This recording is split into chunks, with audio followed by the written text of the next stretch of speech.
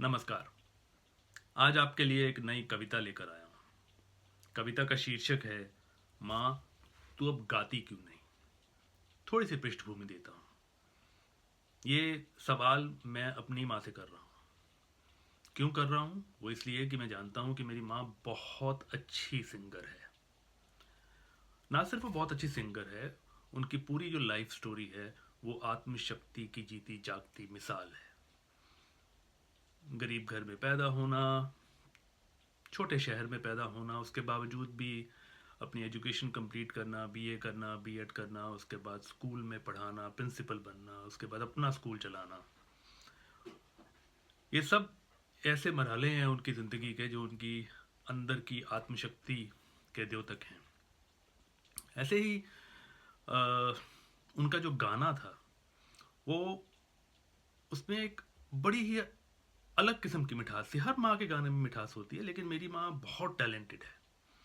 जब वो गाना गाते थे ना, जब हम छोटे होते थे तो ये टीवी वीवी तो कम ही होता था, तो मोहल्ले के लोग आपस में बैठ के शाम को गप्पे मारते थे।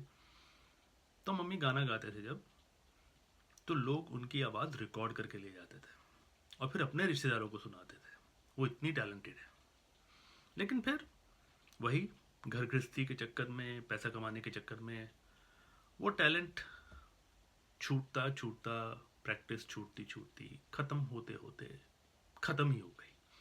और उसके सबसे बड़े जिम्मेदार हैं हम लोग जो घर में रहते थे, जिनको एनकरेज करना चाहिए था, हमने नहीं किया। यूं कहें कि हम भी अपनी अपनी ज़िंदगियों में फंसे हुए थे, हमने कभी इस ओर ध्यान ही नहीं दिया। और अब पिछले कुछ सालों से, जब से मम्मी जो हैं काफ़ी किस्म की शारीरिक कष्टों से जूझ रही हैं, और क्योंकि मैं इस बात को ये मानने वाला हूँ कि अगर आप मानसिक स्तर पर स्वस्थ और ताकतवर हों तो आपका शरीर जो है वो उसको रिएक्ट करता है।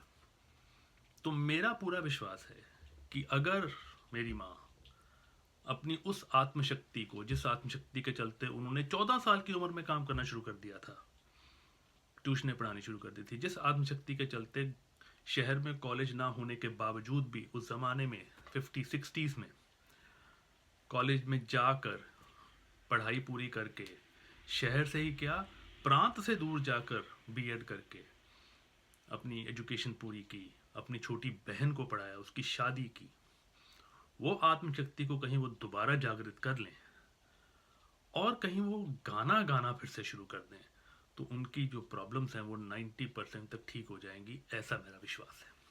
तो उसी लिए मैंने ये कविता लिखी, उनके जन्मदिन पर लिखी थी। 4 दिन पहले उनका जन्मदिन था। और इसमें जो है ना, जो रेफरेंसेस हैं वो सब सही वाले रेफरेंसेस हैं। ये सब हमारे साथ होता था, ये मम्मी गाते थे। तो जब हम सुबह उठते थे तो सबसे पहले मम्मी के भजनों की आवाज़ ही हमारे कानों में पड़ती थी। तो कविता का शीर्षक, जैसे मैंने कहा, कि माँ तू अब गाती क्यों नहीं।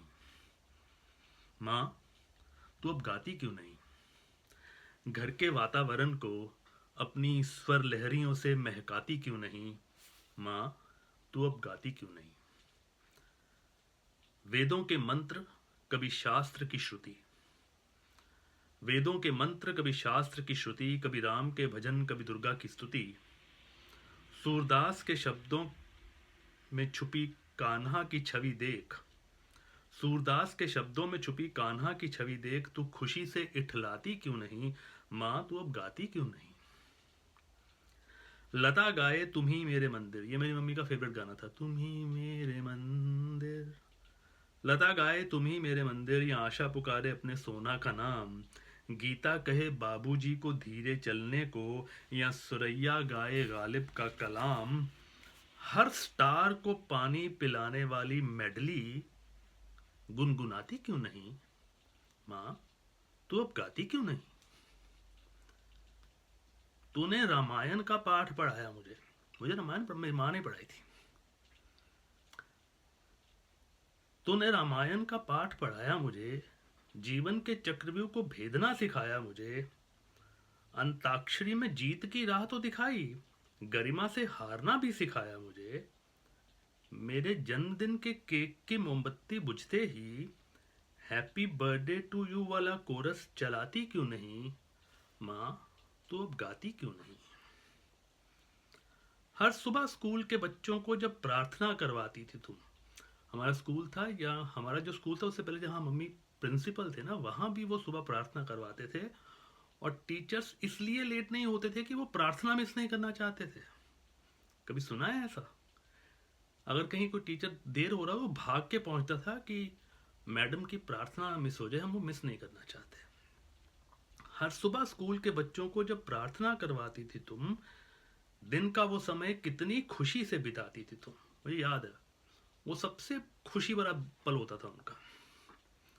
हर सुबह स्कूल के बच्चों को जब प्रार्थना करवाती थी तुम, दिन का वो समय कितनी खुशी से बिताती थी तुम।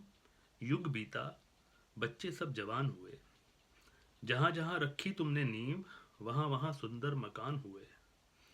अब नई पीढ़ी के साथ वही क्रिया दोहराती क्यों नहीं?